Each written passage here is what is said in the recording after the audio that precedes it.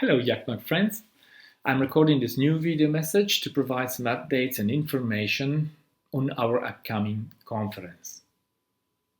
Well, as you are all aware, the coronavirus is still spreading throughout the world. We were confident that in 2021 we would have been out of this emergency, but unfortunately this really seems that it's not going to be the case.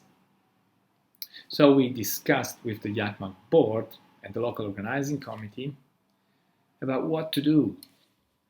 And we decided that having the conference was not possible, but also moving it to an online platform was not feasible. You know, the global nature of Iacmag involves all possible time zones, and full live attendance would not be possible, simply not possible. So we agreed that the conference needed to be postponed again, once more, hopefully for the very last time.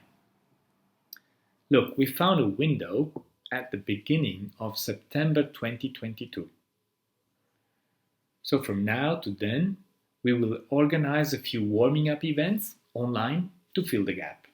We will share the information shortly. Consider that all the registered participants will be granted free access both to the online events and to the next conference in 2022.